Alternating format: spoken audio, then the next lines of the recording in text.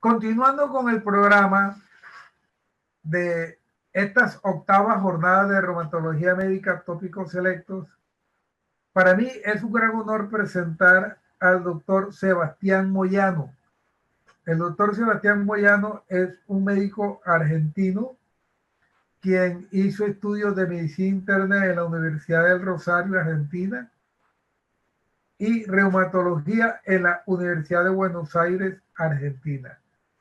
Actualmente es médico asociado de la sección de reumatología del Hospital Italiano de Buenos Aires y es asesor médico de reumatología de Eli Lilly, Argentina. El doctor Sebastián Moyano nos va a hablar sobre descubriendo el valor de los PRO en artritis reumatoidea. Doctor Moyano, bienvenido y esperamos algún día tenerlo acá en la ciudad de Barranquilla.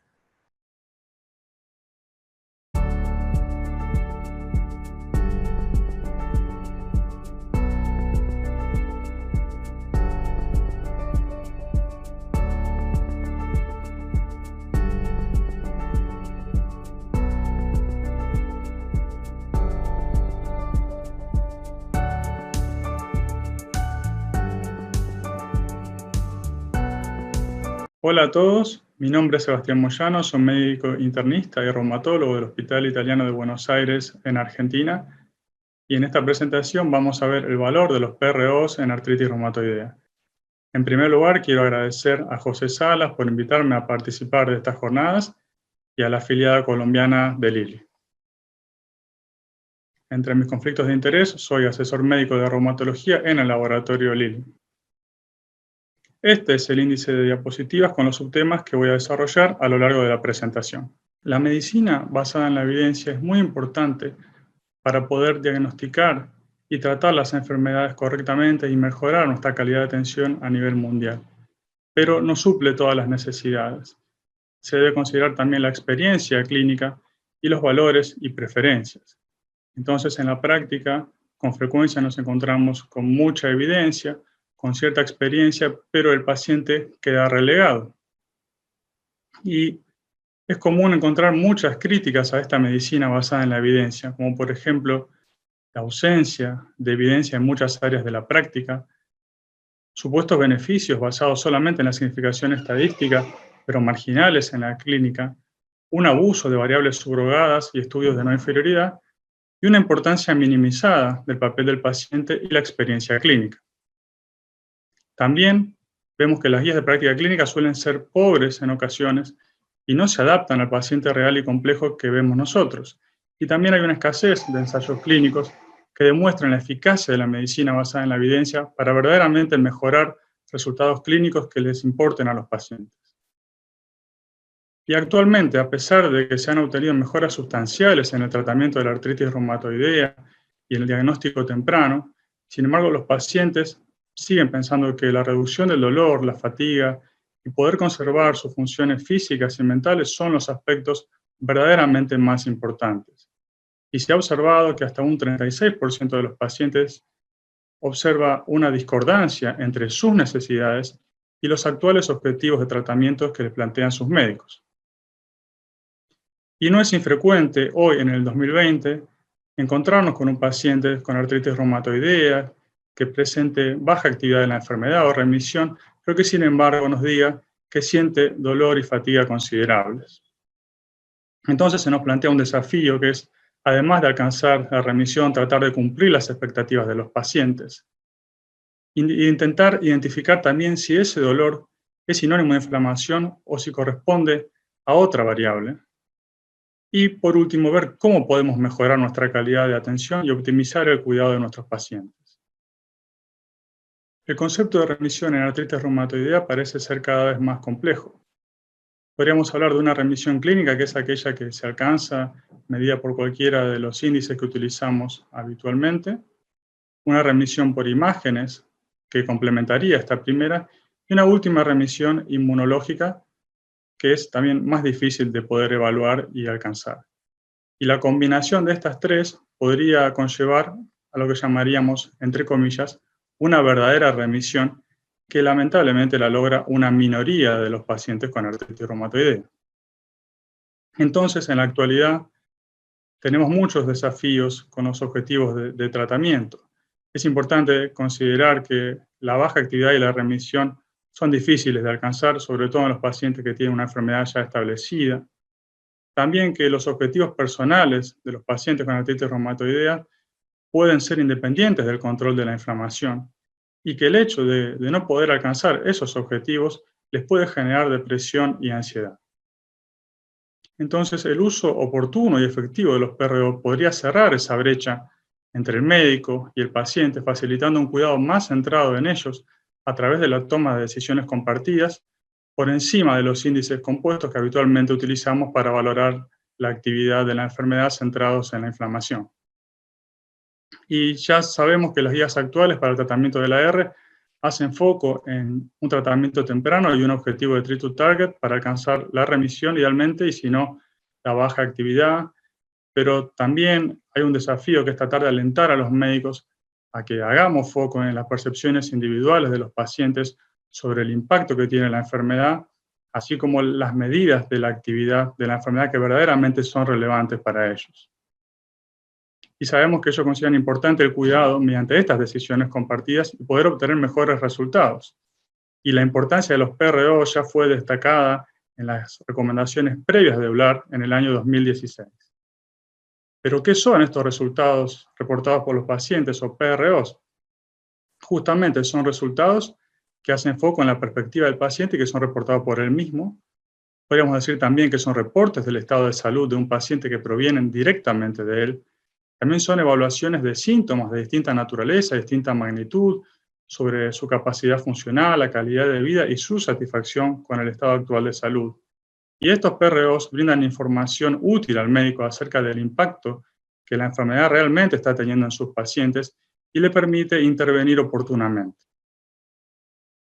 Y a pesar de los avances, continúa habiendo necesidades insatisfechas en nuestros pacientes con artritis reumatoidea, como por ejemplo la reducción de la función sexual, una disfunción social, el dolor, la fatiga y problemas psicológicos que rara vez indagamos en profundidad en una consulta de rutina y que sin embargo constituyen una mala calidad de vida de estos pacientes. Y el uso de los PROs es fundamental para poder abordar estas necesidades insatisfechas, porque como mencioné anteriormente, podrían cerrar la brecha entre los reumatólogos y los pacientes para mejorar la calidad de la atención. También con la cantidad de PROs que tenemos en la actualidad, sería más fácil poder alcanzar los objetivos terapéuticos en común de médicos y pacientes. Y hay PROs adicionales que podrían utilizarse en situaciones puntuales para valorar el dolor y la fatiga más allá de la inflamación y tratar de entender cuáles son las causas de discapacidad que tienen nuestros pacientes. Y además permitirían identificar cuándo el paciente está sufriendo un brote y cuándo es necesario adelantar una consulta. Entonces, como mencioné, los PRO son informes del estado de salud que provienen directamente del paciente y pueden valorar distintas áreas como síntomas, sobre todo dolor, rigidez y fatiga, la capacidad funcional del paciente, que habitualmente lo hacemos a través del cuestionario HAQ, y otros cuestionarios sobre calidad de vida. También es importante la percepción del paciente de la actividad de la enfermedad, sobre todo en estos tiempos de pandemia, de confinamiento por coronavirus, donde las visitas presenciales suelen ser mucho más espaciadas que lo habitual. Y por último, la capacidad laboral y la productividad de estos pacientes que habitualmente se ven muy afectadas por la enfermedad. Pero ¿cómo lo implementamos en la práctica clínica? Bueno, es importante que los PRO tengan determinadas características. Por ejemplo, que sean breves y fáciles de comprender, fáciles de interpretar, que sean gratuitos y que se puedan descargar de Internet, que estén disponibles en muchos idiomas y que realmente permitan facilitar y mejorar la calidad de atención y la interacción médico-paciente y que no sea simplemente llenar más planillas. Y las guías ISOCOL también abordan algunas áreas claves, que es tener en claro cuáles son los objetivos por los cuales se recolectan los PRO, cuál es el paciente objetivo a evaluar, qué cuestionarios vamos a usar, cuándo y cada cuándo lo vamos a usar, cómo administrarlos y puntuarlos, quién va a ver los resultados, lo va a ver el paciente, lo vamos a ver los otros, lo va a ver un estadístico, cómo abordar los problemas que puedan surgir de la implementación de estos cuestionarios, cuáles son las barreras que hay y finalmente cómo se evaluará el uso de estos PROs. Y en la práctica clínica, todas estas puntuaciones que se pueden obtener a través de los diferentes cuestionarios se pueden articular perfectamente con las guías y con las historias clínicas electrónicas, permitiendo tener una atención personalizada de los pacientes con una retroalimentación a los médicos y así poder brindar un cuidado más apropiado. Y esto puede parecer fantasía, sobre todo para nuestros países latinoamericanos, con todas las limitaciones que tenemos, pero no lo es. En países desarrollados ya se están combinando los PROs con las nuevas tecnologías y esto ha ayudado a ganar aceptación en la comunidad médica y también, como mencioné, se puede facilitar la atención de los pacientes tomando en cuenta lo que es más relevante para ellos y mejorando la calidad de atención. Y podríamos resumir, en fin, que permiten aportar más precisión, ampliar las medidas que habitualmente utilizamos para valorar la actividad de la enfermedad, considerar las preguntas que son verdaderamente relevantes para nuestros pacientes, tratar de hacer una atención y un tratamiento a medida y a largo plazo ahorrar tiempo. Continuando con esto de las tecnologías y los PROs, con lo que disponemos habitualmente con los smartphones, tablets y computadoras, el paciente puede realizar un automonitoreo remoto que permitiría identificar brotes de manera temprana, ver cuáles son los pacientes que requieren adelantar los turnos y sobre todo mejorar esa interacción médico-paciente. Esto es un ejemplo de tableros del paciente donde se puede valorar cómo está el paciente a través de un índice complejo como CDAI, ver su capacidad funcional, su dolor, ver las drogas que está haciendo, desde cuánto, y, por ejemplo, los últimos laboratorios. Y así el paciente tiene una idea más o menos certera de la evolución de su enfermedad, y acá tiene los puntos de valores normales para saber si está o no dentro del objetivo terapéutico. Los PROs, a pesar de sus beneficios, no dejan de tener limitaciones. Aunque se ha alentado su uso en los últimos años, aún en la práctica clínica se siguen implementando menos de lo que debería.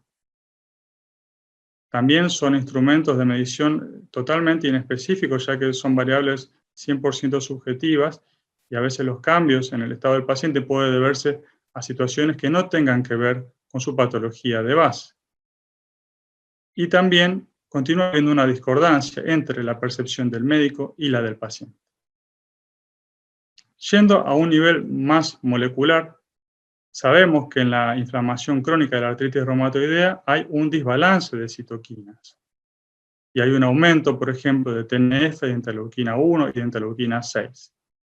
Y el dolor que predomina en la artritis reumatoidea es un dolor nociceptivo relacionado con la inflamación. Las diferentes citoquinas emplean distintos receptores para realizar la transmisión de la información al interior de la célula. En esta imagen se destaca el receptor de citoquinas tipo 1-2, entre los cuales resaltamos el interferón, el cual a su vez induce a la secreción de interleuquina 6. Y la familia de receptores de citoquinas tipo 1 y 2 carece de actividad intrínseca tirosinquinasa, entonces tiene que utilizar la vía JAK-STAT para poder transmitir esas señales al interior de las células. Y en esta imagen también vamos a destacar el GP130, que lo voy a explicar en la próxima diapositiva. La glucoproteína 130 o GP130 es una proteína transmembrana, es un miembro fundador, podríamos decir, de la clase de los receptores de citoquina. Es una subunidad proteica del receptor de citoquinas tipo 1 dentro de la gran familia de receptor de interleuquina 6 y es importante para la transducción de señales luego del acoplamiento de citoquinas. Y todos los miembros de la familia de receptores de interleuquina 6 forman complejos con este GP130 para la transducción de señales.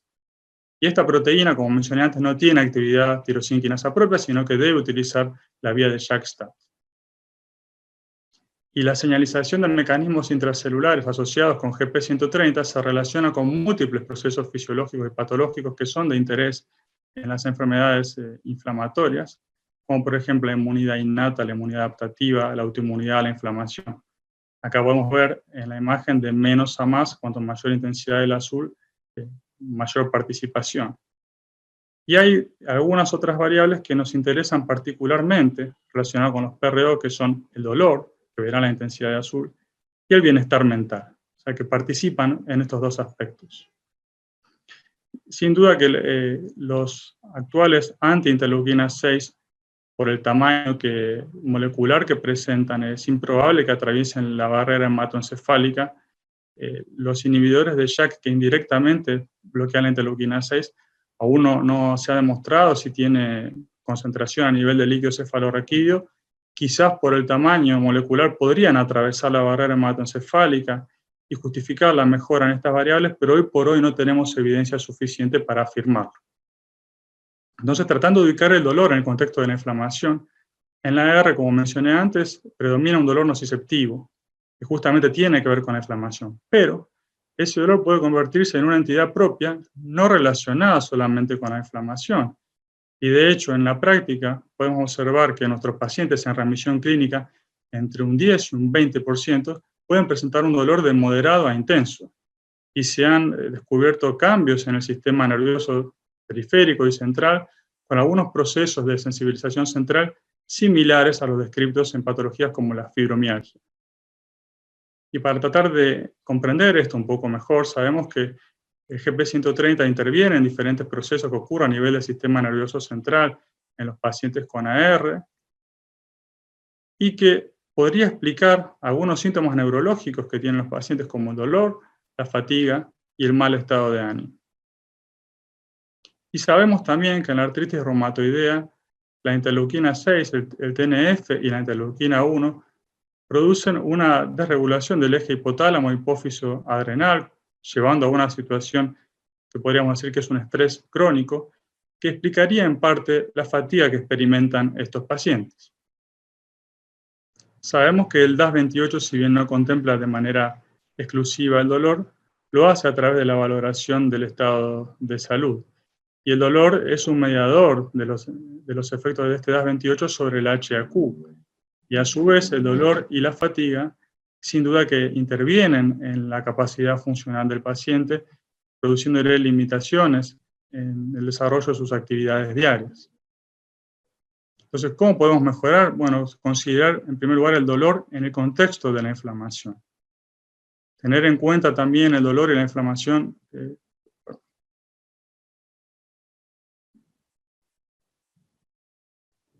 Entonces, ¿cómo podemos mejorar? En primer lugar, considerar el dolor en el contexto de la inflamación y ver si se corresponde a esta o hay otra causa que lo explique mejor. En segundo lugar, tener en cuenta el dolor y la fatiga como parte de la evaluación de rutina. Medirlos simplemente con una escala visual análoga es suficiente y nos va a aportar mucho más. Y por último, saber que hay nuevos agentes específicos que pueden disminuir la actividad de la enfermedad y aportar un plus en el control del dolor y la fatiga y, consecuentemente, mejorar la capacidad funcional de los pacientes. Mencioné anteriormente también la importancia de la vía JAK-STAT. Y sabemos que la señalización mediante diferentes citoquinas requiere de distintos pares de JAK. Y considerando la tan importante interleuquina 6 que vimos que los dos pares de JAK que más intervienen en su vía son JAK1 y JAK2. Y casualmente baricitinib es el inhibidor de JAK aprobado que bloquea con algo más de especificidad JAK1 y JAK2.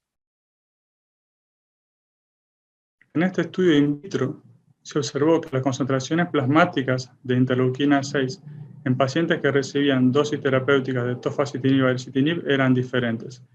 Claramente con baricitinib se producía un descenso mayor y más sostenido de la interleuquina 6 que con tofacitinib.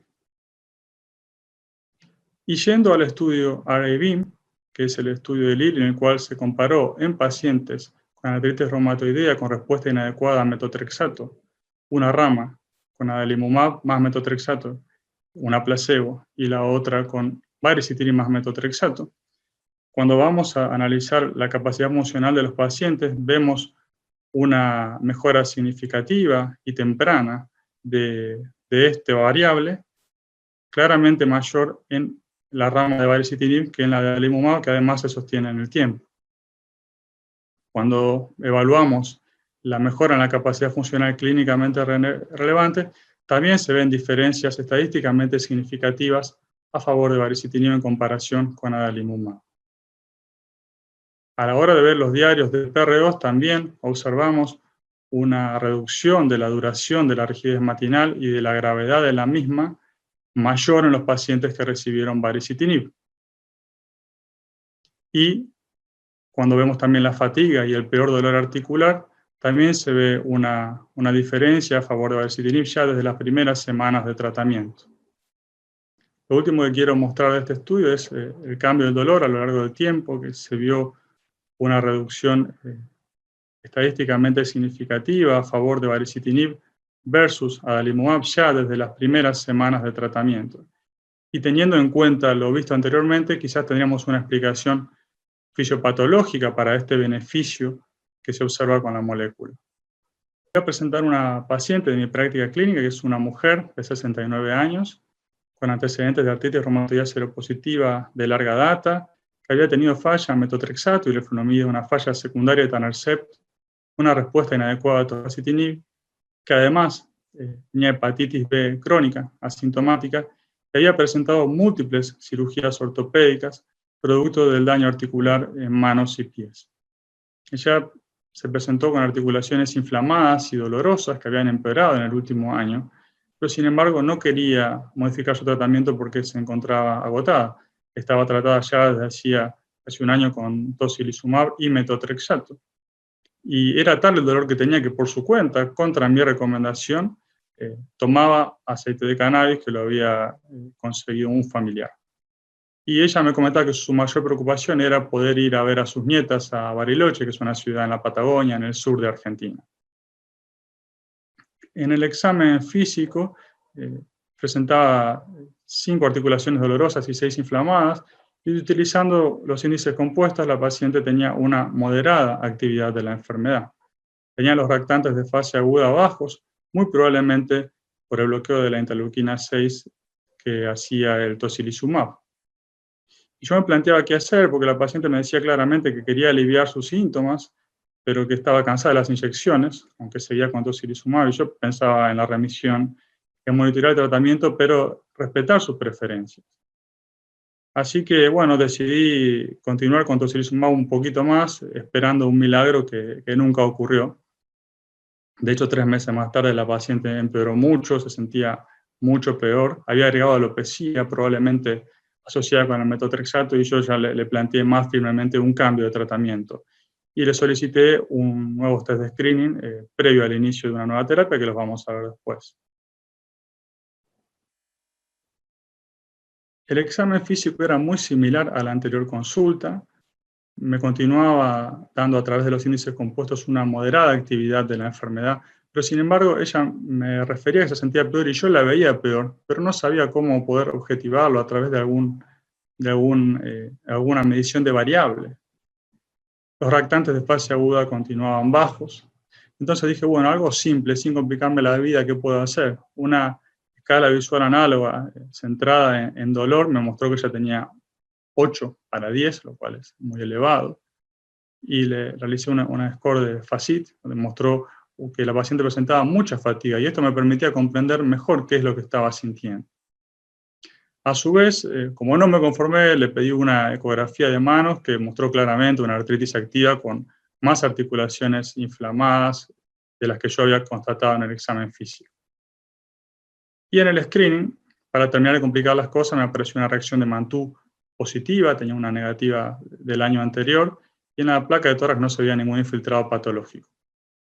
Entonces me encontraba con una paciente con una tuberculosis latente, con hepatitis B crónica, con una alopecia muy probablemente asociada al metotrexato y una artritis reumatoidea claramente activa ahora. Y pensé, bueno, ¿qué alternativa de tratamiento tiene esta paciente tan compleja? ¿Qué tengo que monitorear? ¿Realmente se justifica un cambio en una paciente con moderada actividad de la enfermedad? Hice el siguiente razonamiento. Yo creo que la paciente esta realmente se encontraba activa de la R, que el descenso de los reactantes de fase aguda había sido por el tocilizumab y que infravaloraban la real actividad de la enfermedad. Tenía Mantoux positiva, lo cual cambiaba y limitaba las alternativas terapéuticas. La hepatitis B crónica ya de entrada la limitaba para recibir rituximab. Había tenido una falla secundaria de etanercept, pero yo creo que darle un segundo anti-TNF con la tuberculosis latente no era la mejor opción. Darle abatacept requería asociarle metotrexato y la alopecia probablemente se debía a la droga, entonces no parecía tampoco una buena alternativa. Sarilumab tenía un mecanismo de acción muy similar a tocilizumab, al cual no había respondido. Entonces le indiqué profilaxis para la tuberculosis con isoniazida y vitamina D. Le solicité una interconsulta con infectología que le agregó entecavir para su hepatitis. Y pensé, bueno, baricitinib corresponde a la misma familia de inhibidores de JAK que tofacitinib, pero actúan diferentes vías, no son exactamente iguales. Este es JAK1, JAK2 y el otro es JAK1, JAK3, entonces tengo una alternativa terapéutica. Y traté nuevamente de ver cuáles eran las preferencias de la paciente. Ella estaba muy preocupada por la alopecia que había agregado, quería aliviar los síntomas y ahora sí me dijo que no quería más inyecciones de ninguna manera. Y mi objetivo seguía siendo alcanzar la remisión, tratar de un tratamiento que no le generara más daños colaterales y considerar su tuberculosis latente, la hepatitis B crónica, pero siempre respetando sus preferencias. Con todo esto y las alternativas terapéuticas disponibles, no me quedó otra opción que darle baricitinib en monoterapia 4 miligramos.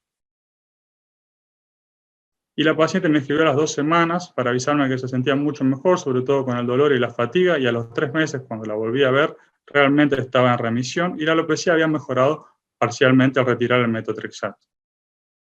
Y de todos los índices que le realicé, lo que más me llamaron la atención fueron estos, que me reportaba que no tenía dolor y que no tenía fatiga, aunque probablemente haya estado un poco eufórica por la buena respuesta al tratamiento.